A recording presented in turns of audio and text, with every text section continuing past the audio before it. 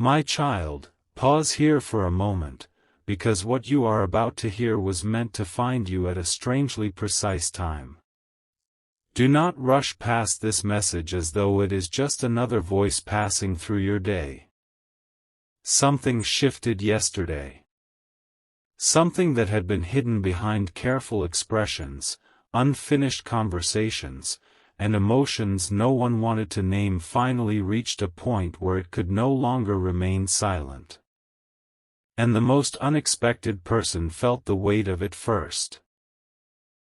The third party started crying, not because they were attacked, not because anyone tried to humiliate them, and not because some dramatic confrontation exploded without warning.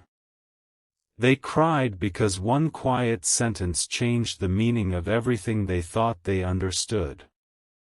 A sentence spoken softly, almost like a confession that had been waiting too long for courage.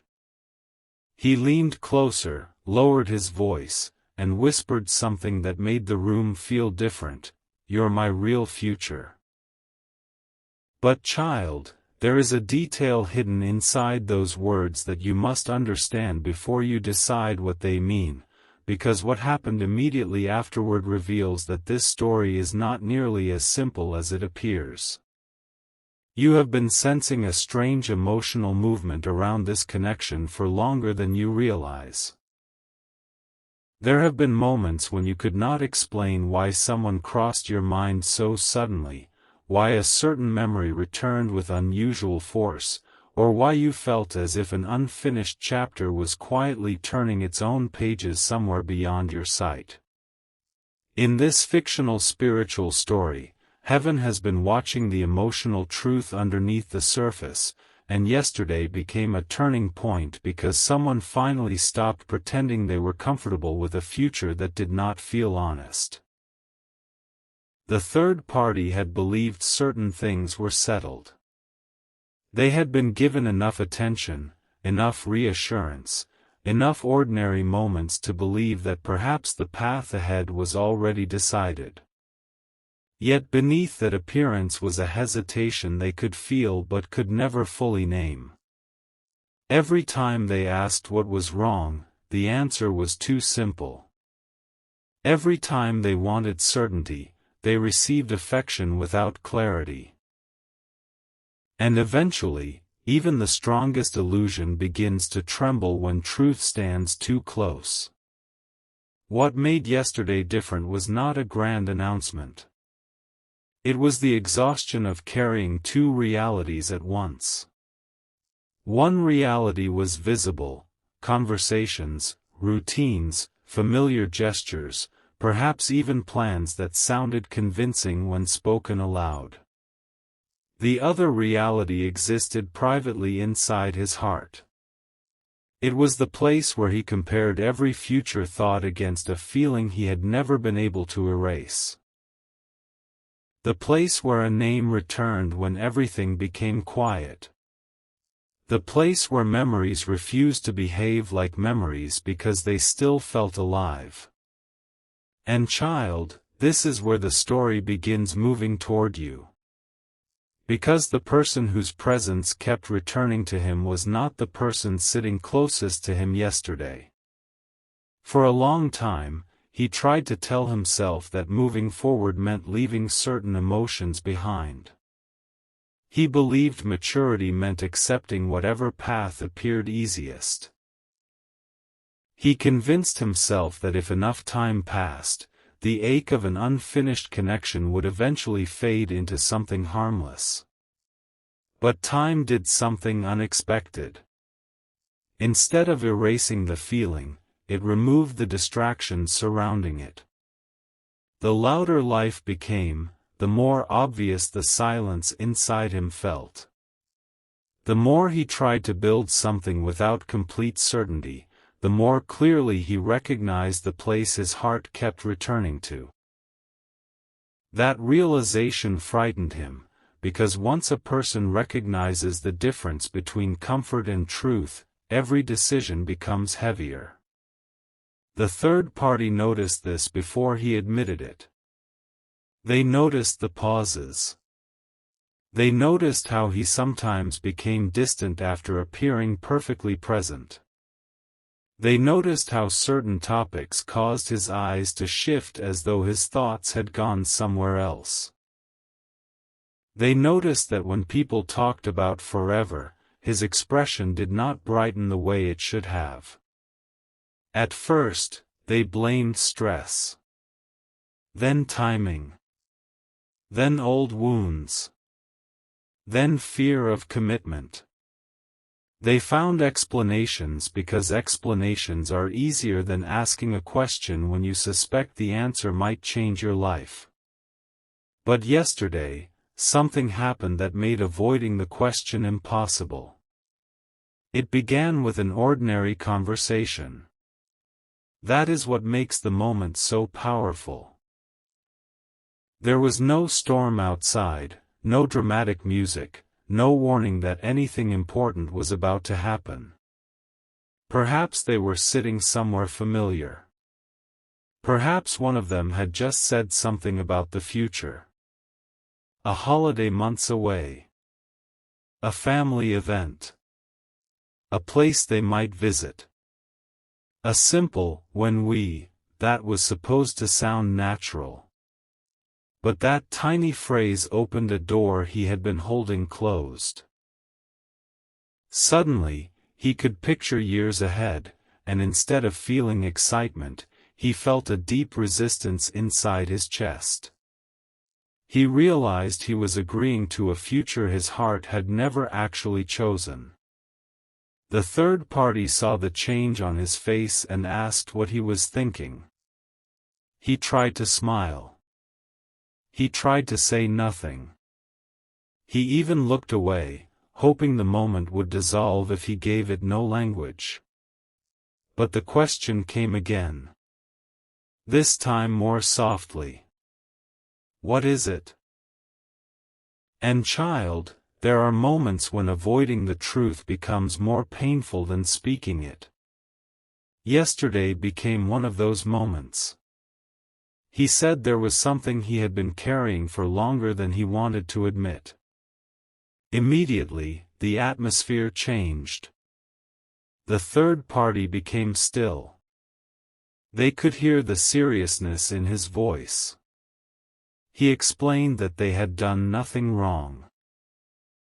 That sentence alone frightened them, because people often begin difficult truths by trying to protect the person who is about to hear them. He said he had tried to understand his own heart. He said he had tried to give the present a fair chance. He said he had told himself that what belonged in the past should remain there. But there was something he could no longer deny. The third party asked whether there was someone else. He did not answer immediately. That silence became the answer before any words arrived. And something inside them broke open. But listen carefully, because the tears did not begin yet. First came disbelief. They asked whether he had been secretly seeing someone. He said no. They asked whether he had been lying about where he went. He said no. They asked whether someone had recently contacted him. Again, he said no. This confused them even more, because they had prepared themselves for a simple betrayal, something they could become angry about. Yet the truth was more complicated. The person occupying his heart was not someone who had suddenly appeared. It was someone whose absence had never become complete. And child, in the fictional divine lens of this story, that someone is you. He had not planned to say your name. At least not at first. He thought he could explain the feeling without exposing the identity behind it. But emotions do not always cooperate with carefully prepared explanations. The third party asked, "Who is it?" He lowered his eyes. They asked again. He tried to say that the name did not matter. They told him the name mattered more than anything now. And when he finally looked at them, they saw something in his expression that confirmed what they had feared for months. This was not a passing attraction. This was not curiosity. This was not fantasy. This was history mixed with hope. He spoke about someone who had changed the way he understood connection. Someone he had never fully stopped comparing people to, even when he hated himself for doing it. Someone whose absence taught him the difference between missing attention and missing a soul-level familiarity. He admitted that there were nights when he wondered whether he had mistaken distance for an ending. Days when he caught himself thinking about how differently certain choices might have unfolded if pride, timing, fear, or confusion had not stood between them. He admitted there were things he wished he had said sooner and things he regretted leaving unsaid. The third party listened with tears beginning to form, yet they still did not interrupt. Perhaps part of them needed to hear everything. Perhaps another part hoped that if he continued talking, he would eventually say the feeling had passed. But each sentence moved in the opposite direction. The more he spoke, the clearer it became that his heart had not been wandering randomly. It had been circling one unfinished truth.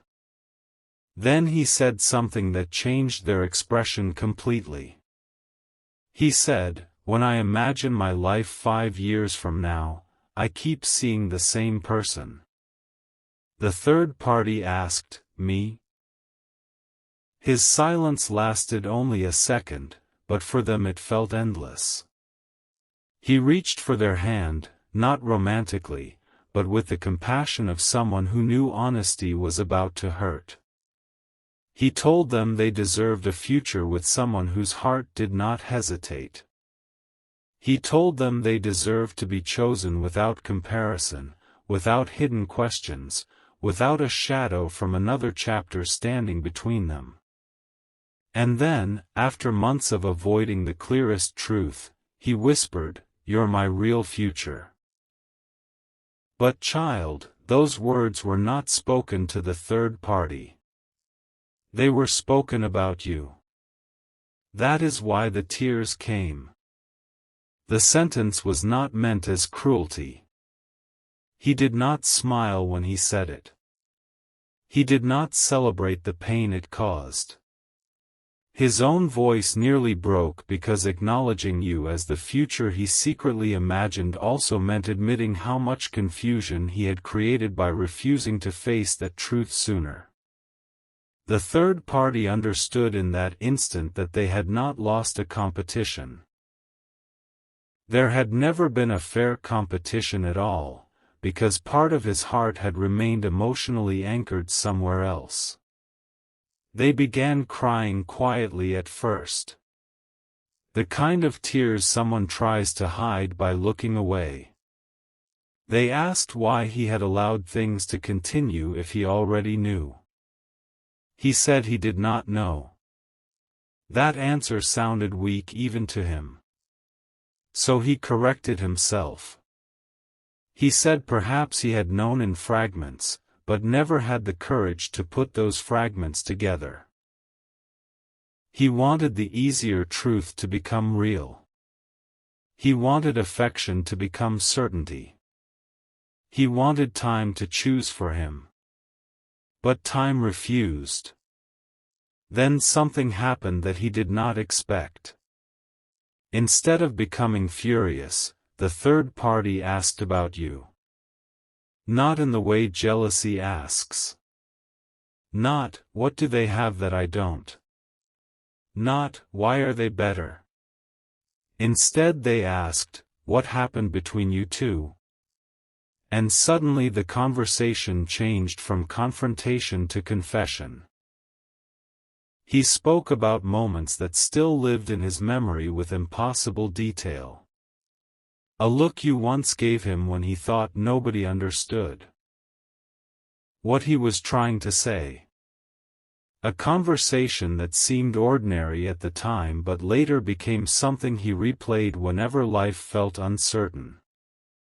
A moment of distance he once blamed on you before realizing his own fear had helped create it. He admitted that sometimes the people who matter most do not leave because love disappears. Sometimes they leave because confusion becomes louder than courage. He described how he had tried to move beyond what happened. He had told friends he was fine. He had behaved as though a chapter had closed. He may even have convinced himself for periods of time. Yet certain things kept happening. He would hear a phrase and remember your voice. He would visit a place and imagine what you would have noticed about it. He would receive good news and instinctively think of telling you before remembering that he no longer knew whether he had the right. Every small moment became evidence that the emotional bond had not disappeared. It had simply become hidden. The third party asked whether you knew. That question hit him differently. Because he did not know. And for the first time yesterday, the uncertainty of your feelings became real to him.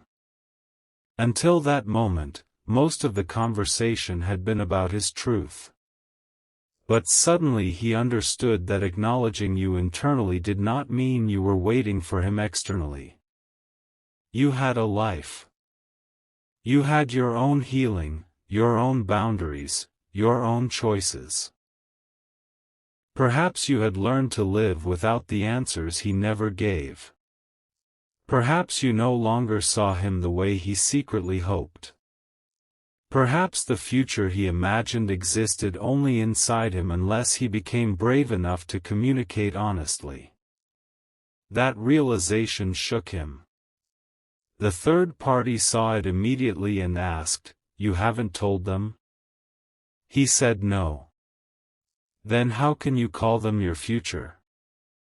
He had no answer ready. And child, that question became the hidden turning point of yesterday. Because love imagined is not the same as love lived. A future hoped for is not a future promised. The spiritual lesson underneath this fictional revelation is that truth must eventually leave the heart and become honest action, or it remains only a private dream. He understood that he could not keep building one path while secretly longing for another. He could not expect heaven, destiny, timing, or coincidence to do the work his own courage had refused to do. The third party wiped their tears and said something surprisingly wise. They told him that perhaps he needed to stop asking what would hurt less and start asking what was true. That sentence stunned him. He had expected anger. Instead, the very person most wounded by his confusion became the mirror he had avoided. But their calm did not mean they were not hurting. They were deeply hurt. They admitted that part of them had always sensed another presence in the emotional space between them. They had sometimes wondered why certain moments felt incomplete. Why affection could feel sincere and still somehow distant. Why plans sounded good but lacked the warmth of conviction. They said yesterday was painful because it confirmed what intuition had been whispering for a long time. Then they asked the question he feared most. If they called you right now, what would you do? He froze. The room became painfully quiet. There are questions that expose the heart faster than hours of explanation. This was one of them.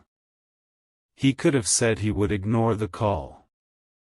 He could have said he would need time. He could have protected the third party with one more comfortable lie. Instead, something changed in him. He realized that every lie told to spare someone temporarily creates a deeper wound later. So he answered. He said he would pick up. The third party closed their eyes as another wave of tears came. And then they asked, if they asked to see you? His voice became softer. I would go. That was the moment everything became undeniable. But there was still another truth waiting. The third party asked whether he loved you. He did not say yes immediately. Not because the answer was no, but because the word carried consequences. Once spoken, it would rearrange everything. He looked down at his hands. He breathed slowly. Then he said something more revealing than the word itself. He said, I never stopped caring in the way I pretended I did. Child, those words carried years of swallowed emotion. He explained that he had confused suppression with healing. He thought not speaking about you meant he had moved on. He thought creating distance meant the attachment would disappear. But silence had only buried the truth deeper. He realized he had been measuring everyone against an emotional imprint he had never properly understood. And this is where something remarkable happened. The third party, through tears, asked whether he had ever considered that you might have been hurting too. That question stopped him completely. Until then, much of his regret had centered around what he lost, what he missed, what he wished he had done differently. But suddenly he saw the story from your side. He remembered unanswered moments. Mixed signals. Times when perhaps you needed clarity and received distance. Moments when you may have questioned your own worth because he could not communicate his own fear. The possibility that you had carried confusion because of his indecision affected him more deeply than the idea of losing you. He whispered, I hope I didn't make them feel unwanted. The third party responded, maybe you should find out.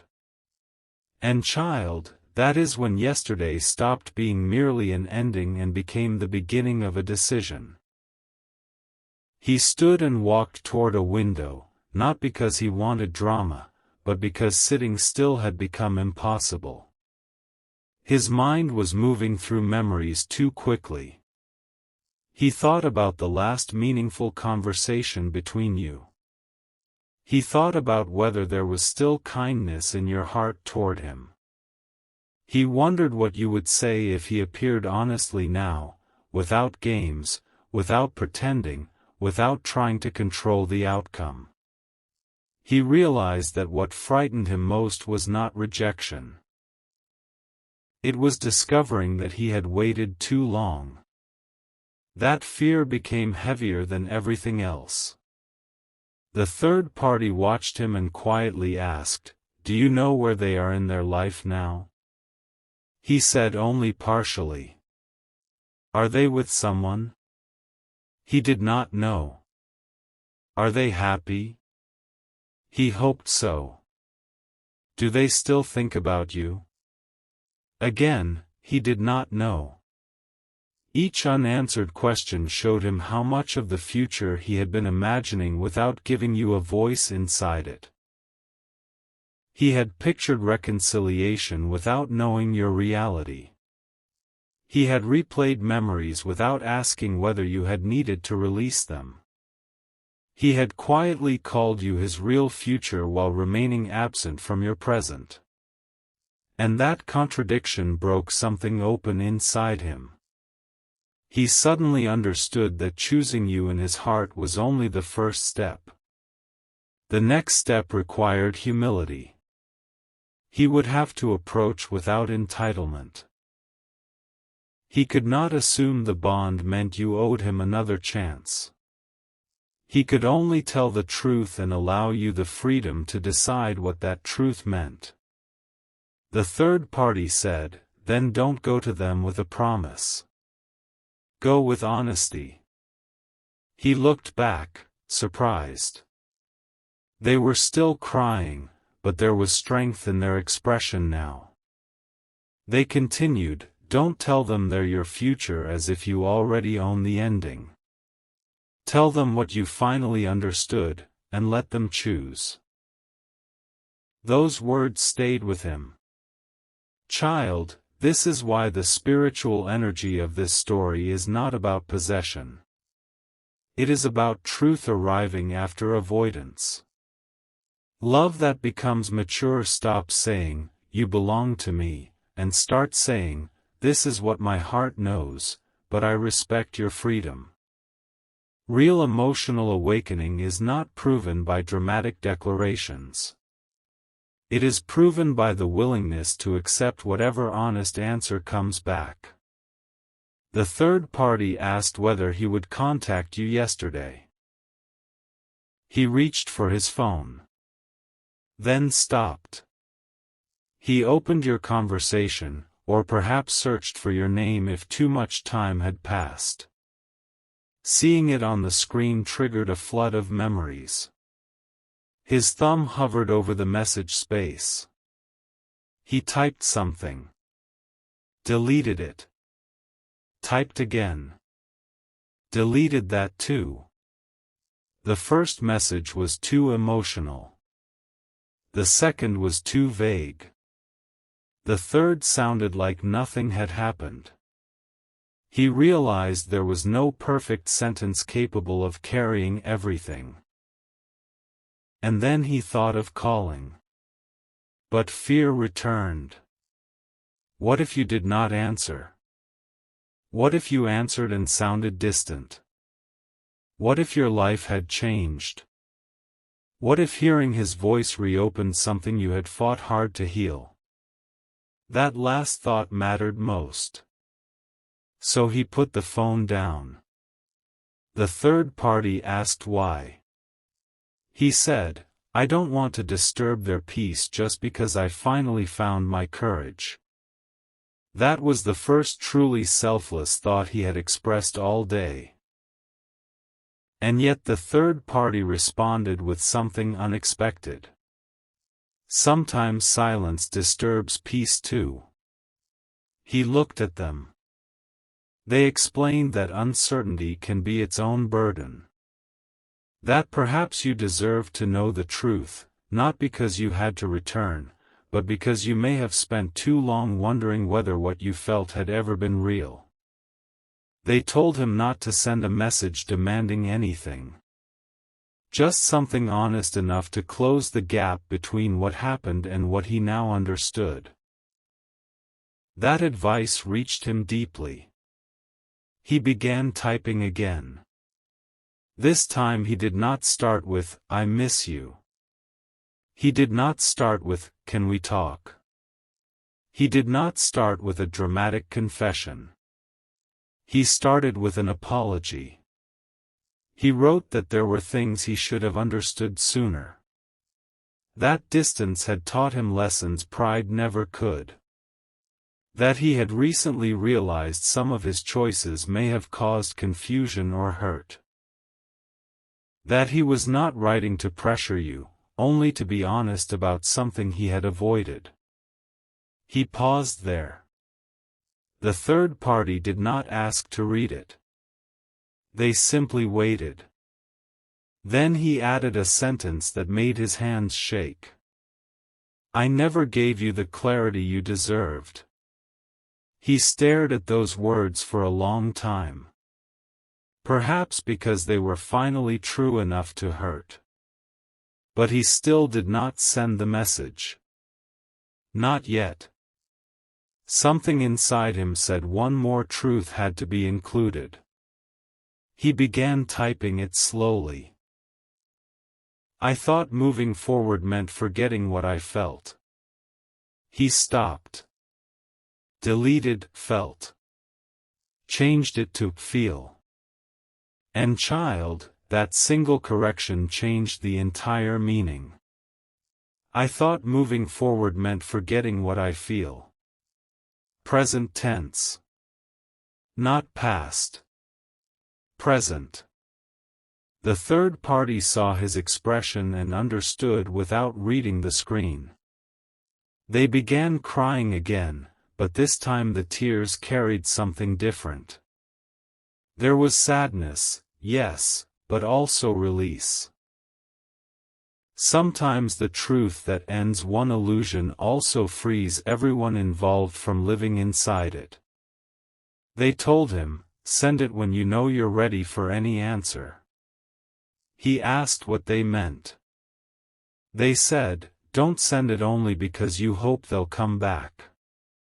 Send it because they deserve the truth even if they don't." Those words became the standard he knew he had to meet. He took a breath. Looked at your name. And for a moment his finger moved toward send. But then his phone lit up with a notification. Not from you. From someone who knew both of you. Someone who had apparently heard something recently. He opened the message. Read the first line. And the color drained from his face. The third party immediately asked what happened. He did not answer. He read the message again, more slowly this time. Then he whispered your name.